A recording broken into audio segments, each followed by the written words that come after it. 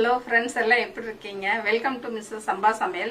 இன்னைக்கு நம்ம செய்ய போகிற ரெசிபி என்னன்னு பார்த்தீங்கன்னா, நவராத்திரி பண்டிகை நடக்கிறதுனால முதல் நாளான இன்னைக்கு நைவேத்தியம் படைக்கிறதுக்கு உங்களுக்கு நான் கடலைப்பருப்பு தாளித்து காட்டுறேன். 9 நாள் 9 விதமான தானியம் தாளித்து காட்டுறேன்.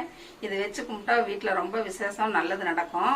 அதனால் நீங்களும் எல்லாரும் உங்கள் வீட்டில் நவராத்திரி குழுவை வச்சு சாமி கும்பிடுங்க. இன்னைக்கு முதல் நாள் நான் கடலைப்பருப்பு தாளிக்கிறது எப்படின்னு உங்களுக்கு செஞ்சு காட்டுறேன். அதுக்கு தேவையான பொருள் ரொம்ப கம்மி தான். வாங்க வீடியோக்குள்ளே போகலாம். அதுக்கு கடலைப்பருப்பு 200 கிராம் எடுத்திருக்கேன். ஒரு அரை மணி நேரம் ஊறினா போதும். கடலைப்பருப்பு குக்கரில் போட்டு ஒரு விசில் விட்டிங்கனாக்கா வெந்துடும். இப்போ போட்டுடலாம். ரொம்ப சவுண்ட் விட்டிங்கன்னா குழஞ்சி போயிடும். கடலைப்பருப்பு தனித்தனியாக இருந்தால் தான் நல்லாயிருக்கும். அதனால் ஒரு விசில் விட்டதுமே எடுத்துருங்க. அதுக்கு கடலைப்பருப்பு முழுகிற அளவு தண்ணி ஊற்றுனீங்கன்னா போதும். இந்த அளவு ஊற்றுனீங்கன்னா போதும். லைட்டாக உப்பு போட்டுக்கலாம் கடலைப்பருப்புக்கு.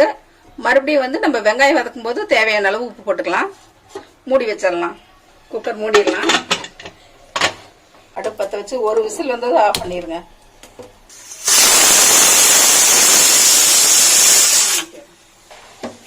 குக்கர் ஒரு விசில் ஆஃப் பண்ணியாச்சு. அதுக்குள்ளே நம்ம வெங்காயம் கட் பண்ணிக்கலாம். தாளிக்கிறதுக்கு சின்ன வெங்காயம் போட்டால் ரொம்ப டேஸ்ட்டாக இருக்கும்.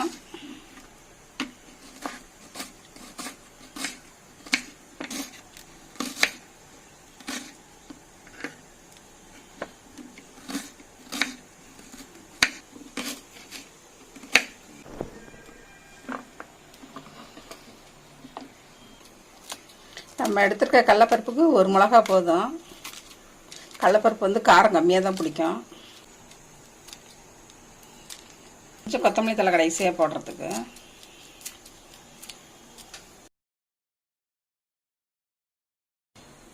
கருவேப்பிலை ஒரு கொத்து போட்டுக்கலாம். விசில் அடங்கிடுச்சு, எடுத்துடலாம்.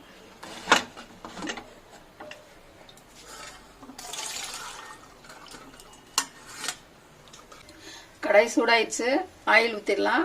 ஒரு ஸ்பூன் ஊற்றினீங்கன்னா போதும். நம்ம எது தாளிச்சாலுமே ஒரு ஸ்பூன் ஊற்றினா போதும். இந்த சுண்டல் தாளிச்சாலும் சரி, இப்படி கடலைப்பருப்பு எது தாளிச்சாலும் எண்ணெய் அதிகமாக போனால் கையெல்லாம் வளவலன்னு ஒட்டிட்டு தான் இருக்கும். கம்மியாக ஊற்றிக்கிங்க. கடுகு ஒரு ஸ்பூன் போட்டுடலாம். கடுகு பொரிஞ்சிருச்சு. இப்போ வெங்காயத்தை போட்டுடலாம்.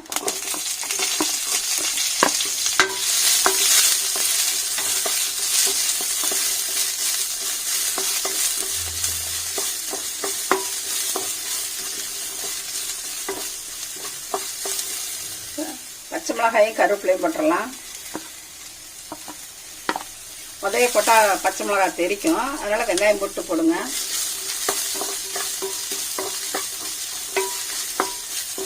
கடலைப்பருப்பு வாய்வு, அதனால் பெருங்காயம் கொஞ்சம் சேர்த்தியே போடுங்க.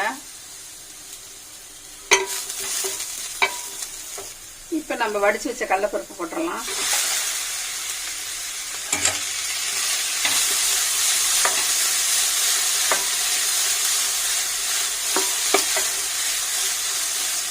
அந்த ஈரப்பதம் போகிறதுன்னு கொஞ்சம் வதக்கினா போதும்.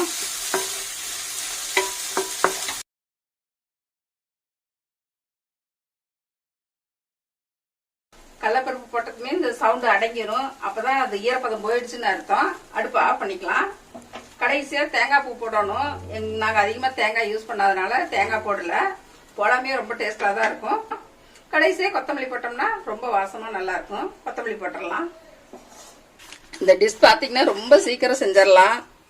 டக்குன்னு சாமிக்கு செய்யறதுக்கு டக்குன்னு செஞ்சிடலாம். இது ரொம்ப ருசியாக இருக்கும் சின்ன வெங்காயம் போட்டதுனால. ஒரு பவுலுக்கு ட்ரான்ஸ்ஃபர் பண்ணிடலாம்.